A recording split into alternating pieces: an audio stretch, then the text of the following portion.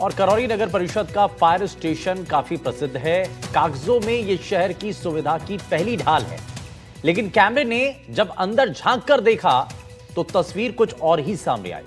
आखिर वहां पर हालात कैसे हैं, क्या वहां पर व्यवस्था बनी हुई है और कैमरे के अंदर क्या तस्वीरें सामने आई हैं, जरा वो आपको इस रिपोर्ट के जरिए दिखाते हैं।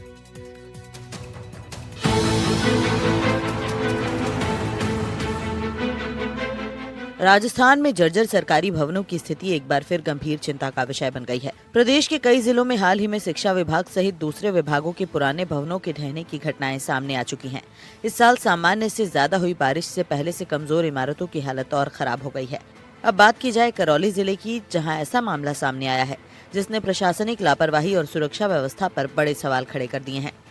दरअसल करौली शहर के गुलाब बाग स्थित प्राइवेट बस स्टैंड परिसर में नगर परिषद द्वारा संचालित फायर स्टेशन खुद ही खतरे की जद में है।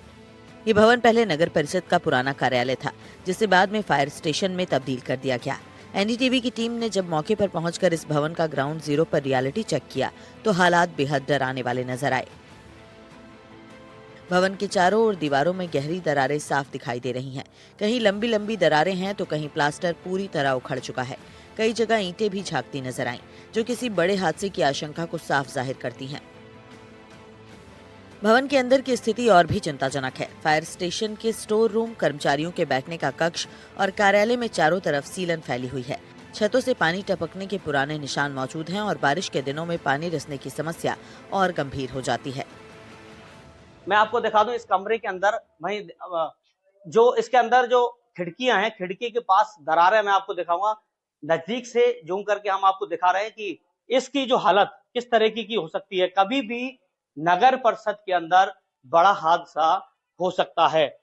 वही मैं आपको दिखाऊंगा और भी यहाँ अन्य जो जगह हैं नगर परिषद की, वो भी मैं आपको दिखाना चाहूंगा तस्वीरों में कि किस तरीके की जो हालत इसकी जो नगर परिषद की बनी हुई है।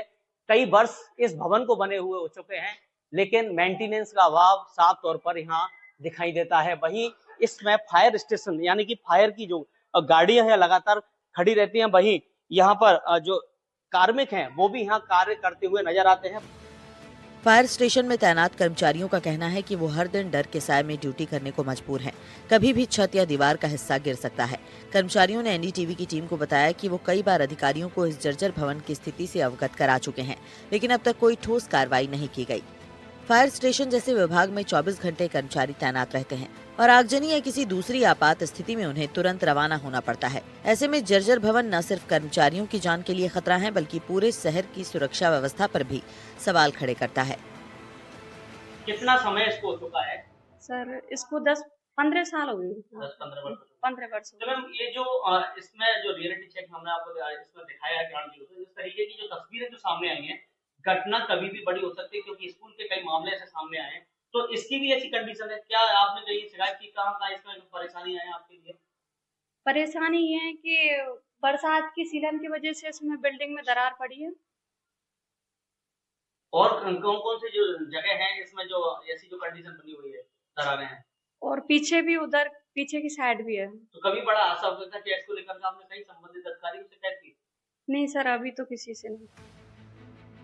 वहीं स्थानीय लोगों में भी इस स्थिति को लेकर गहरा रोष है। लोगों का कहना है कि जिस भवन से शहर को आग जैसी आपदाओं से बचाने की जिम्मेदारी निभाई जाती है, वही भवन खुद सुरक्षित नहीं है। उनका सवाल है कि क्या प्रशासन किसी बड़े हादसे का इंतजार कर रहा है।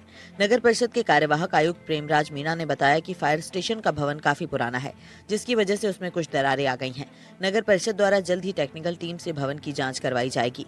जाँच के दौरान जो भी कमियां सामने आएंगी, उनका एस्टीमेट तैयार कर नियमानुसार टेंडर प्रक्रिया के माध्यम से मरम्मत का काम करवाया जाएगा, ताकि किसी भी तरह की दुर्घटना से बचा जा सके।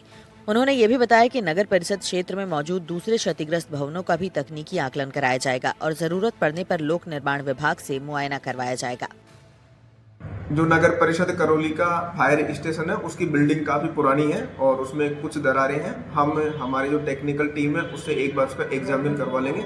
एग्जामिन करवाने के पश्चात में उसमें जो भी दुरुस्त कमियां होगी वो एस्टिमेट तैयार करके टेंडर लगा करके उसको ठीक करवा दिया जाएगा और किसी तरह की दुर्घटना घटित नहीं होने दी जाएगी। इस संबंध में कोई ज्ञापन वगैरह अभी तक नहीं है, पर ज्ञापन क्या वो हमारे ऑफिस की है तो हमें ज्ञापन की जरूरत नहीं है। हमें स्वतः संज्ञान लेकर के उसको दुरुस्त करवाना पड़ेगा। उसमें कोई भी ज्ञापन की हमें जरूरत नहीं है।